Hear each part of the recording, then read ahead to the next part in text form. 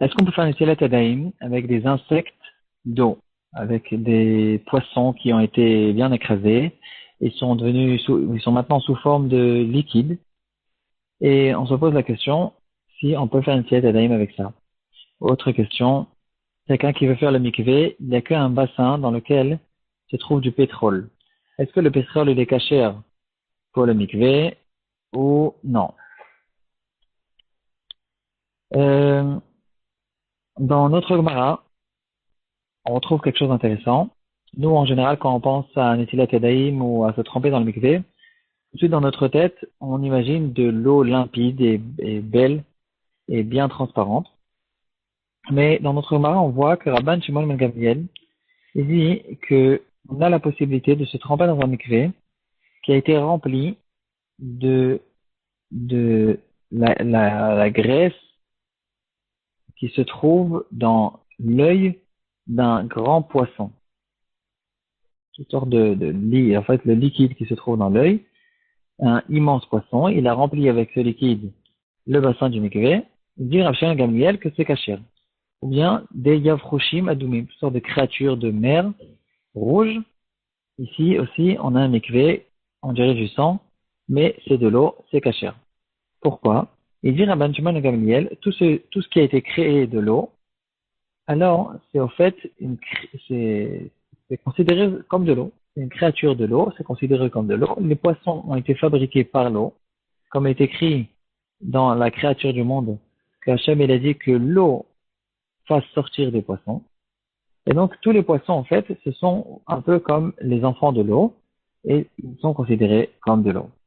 On va voir quand même une contradiction qu'il y a dans le Rambam et plusieurs explications que nous donnent les poskim sur cette contradiction.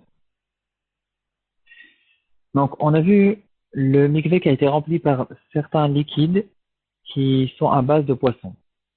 On a vu que c'est permis d'après Rabban Shimon ben Gamliel. Une autre halakha, on retrouve dans Masechet Mikvot Perek Vav aussi au nom de Rabban Shimon ben Gamliel, et il dit comme ça. On a la possibilité de relier deux bassins d'eau avec un trou entre les deux qui a une largeur de Shvoferet Anod. C'est quelque chose qu'on fait aujourd'hui dans tous les mikvaot. Il y a le bassin dans lequel se trouve l'eau de pluie, qui est obligatoire pour le mikvé. Et nous, on ne se trempe pas dans ce bassin parce qu'on va jamais finir. Ce bassin, il va se salir très vite. Et nous, on a besoin de garder cette eau de pluie.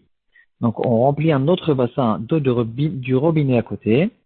Et on relie les deux bassins avec, justement, cette halakha qui s'appelle Shvoferet Anod. Je fais un trou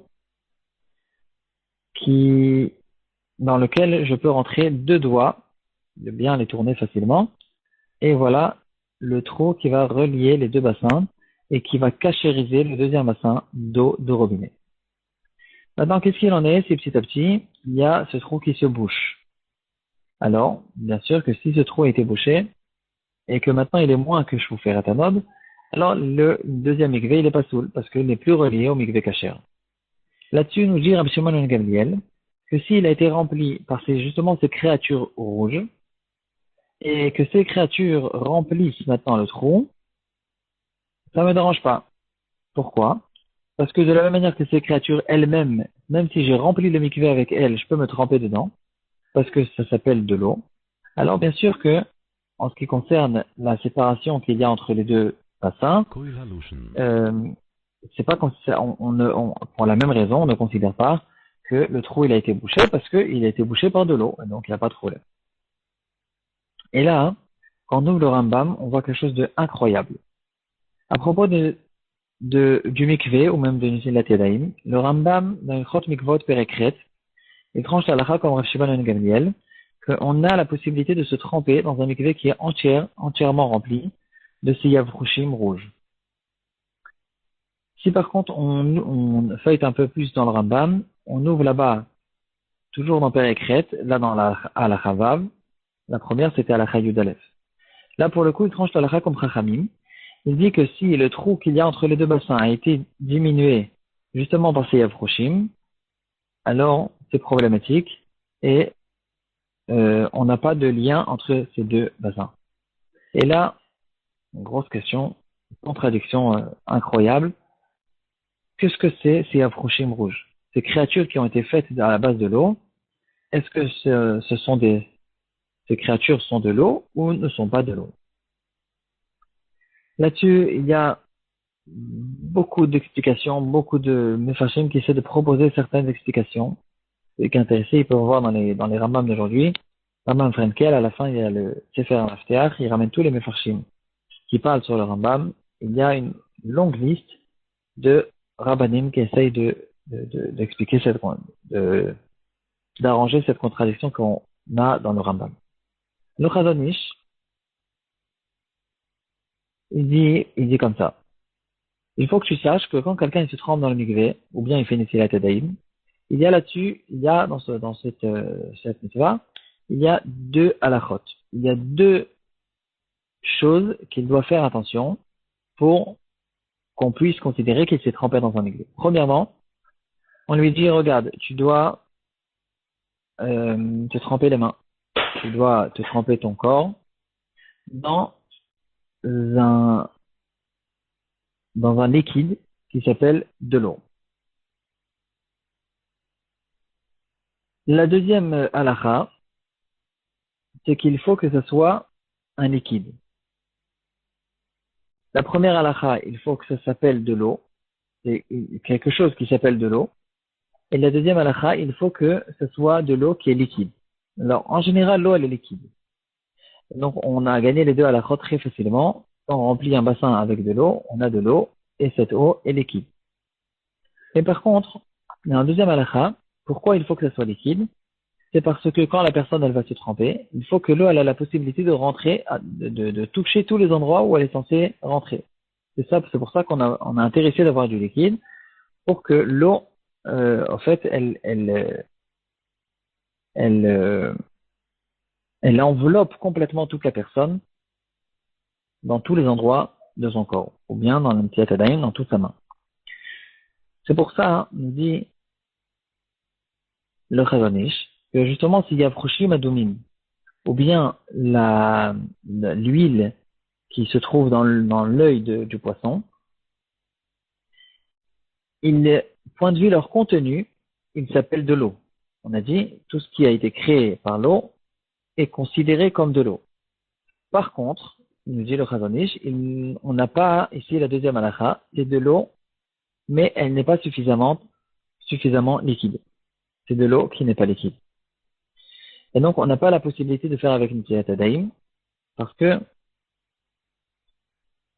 cette eau, c'est un produit, c'est quelque chose qui s'appelle de l'eau, mais étant donné qu'elle n'est pas suffisamment liquide, elle n'a pas la possibilité maintenant de rentrer dans tous les petits recoins qu'il y a dans les doigts, dans les mains, ou bien dans le corps quand on veut faire la tuila du mikvé. C'est pour ça que nous dit le Chazon Ish, notre suga, elle parle d'un cas où ces yavrushim rouges, ils ont été bien broyés et écrasés. Ils ont perdu complètement toute leur forme et aujourd'hui, ils sont liquides complètement comme de l'eau. Et c'est pour ça, donc, c'est de l'eau et point de vue leur contenu et point de vue leur forme.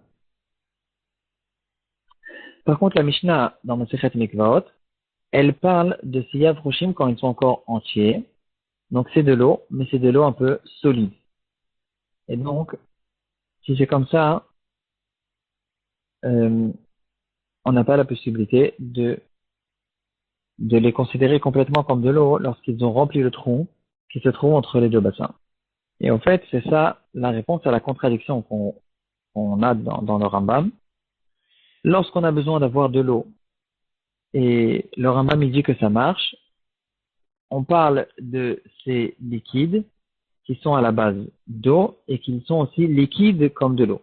Quand le Rambam il dit que quand ça a rempli le trou qu'il y a entre les deux bassins, c'est problématique, c'est parce que c'est vrai que ça s'appelle de l'eau, mais c'est de l'eau qui n'est pas suffisamment liquide et ça ne marche pas.